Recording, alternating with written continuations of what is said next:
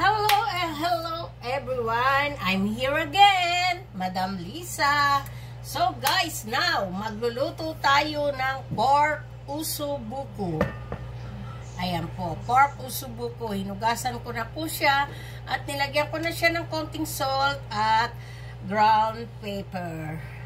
So meron po tayo ditong harina, all-purpose flour, and cornstarch. Yung harina ko, nilagyan ko na siya ng salt and pepper and garlic powder. So guys, pinapainit ko na po itong kaserola ko para iprito ko rito ng mga 6 minutes. Pagdating ng 6 minutes, ilalagay ko siya dito sa loob ng oven at 425. Per night ba yun, Serge? Per night, 425. Yeah. So, eto na po. Lalagyan na natin siya ng olive oil. Hintayin natin uminit. Eto na nga guys, mainit na ang ating oil. So, ganituhin po natin siya sa harina. Ayan. At sunod po ay ang cornstarch. Ayan guys. So ngayon, ipiprito natin siya.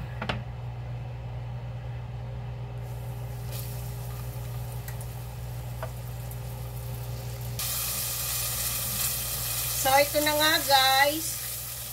3 minutes, 3 minutes. So, sasantabi po muna natin siya.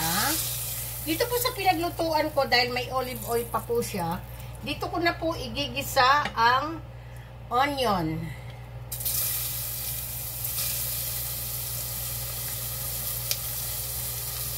Ito pong green na nakikita nyo ay cheese. Sibuyet po ang tawag dito sa amin sa Pranses. Maglalagay na rin po tayo ng garlic. Ayan.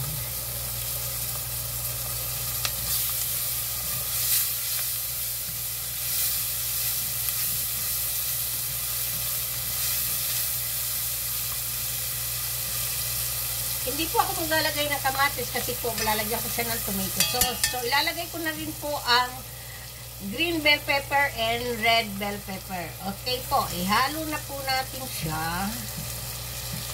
Ayan. So, ihalo-halo lang po natin.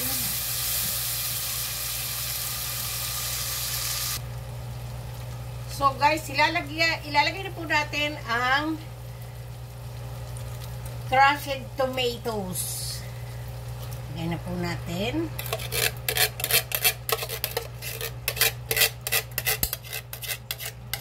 Dito po sa lata na pinagtanggalan ko nitong tomato, lalagyan ko po siya ng konting water.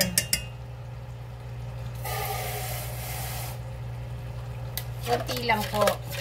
Para po, pag nilagay ko siya sa loob ng oven, hindi siya matutuyuan.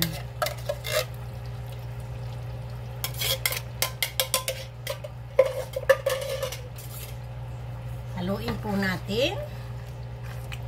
At ilalagay na rin po natin ang tomato paste. Isang lata po ito na maliit. Saan na po yung ang aking kutsara? Nandito lang. Ubusin ko po siya kasi maliit lang naman po siyang lata.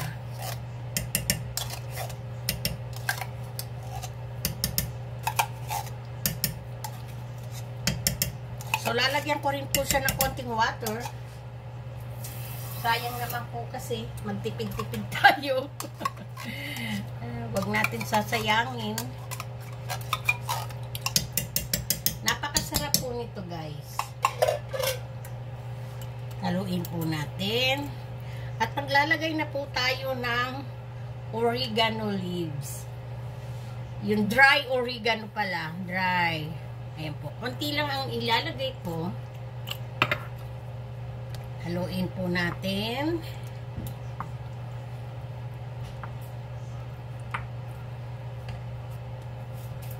At lalagyan ko na po siya ng konting salt. So, konti lang po kasi po yung ano, yung kaninang meat, nilagyan ko na po siya ng konting salt kanina. Ayan. At ng paminta.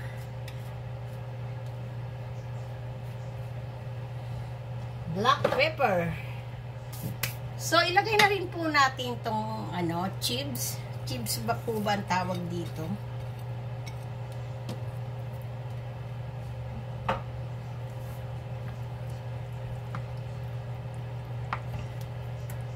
Lalagyan ko rin po siya ng garlic powder. Wala na pala akong garlic powder, so ubos na. Ubusin na natin. Wala na. Eto na guys. So, hihintayin ko po siyang kumulo ng kaunti.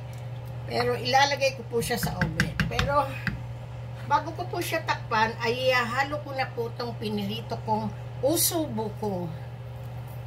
Ayan.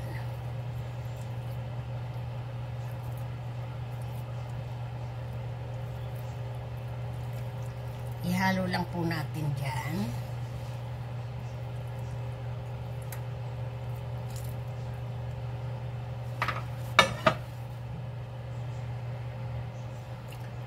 So, ngayon guys, ilalagay ko na po siya sa loob ng oven.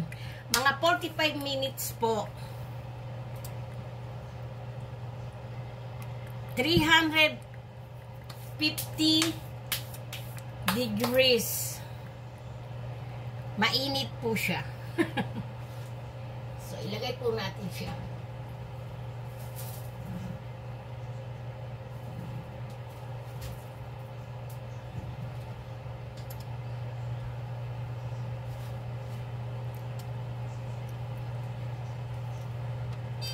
Okay guys, maghihintay po ako ng 40 minutes. Andito na po siya sa loob.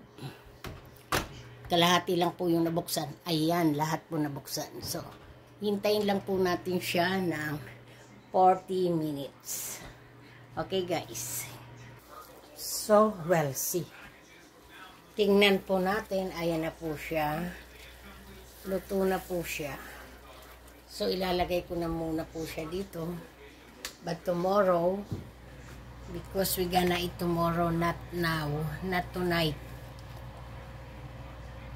I cook again tomorrow for 20 minutes. Oh my God, it's hot. Hot, hot, hot.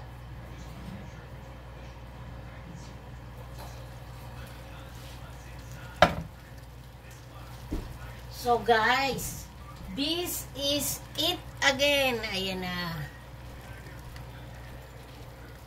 Ayan na po ang aking uso buko. Naku, napakasarap ng sauce. Oh, it smells good.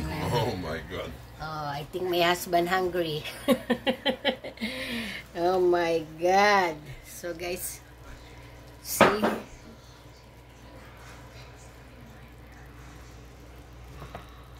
My pork uso buko.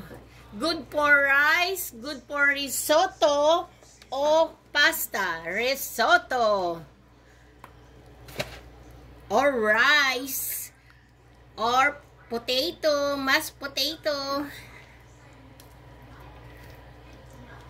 Okay guys, thank you again. I hope you watching and you enjoy my foods. Okay guys, thank you very much. Madam Lisa, don't forget.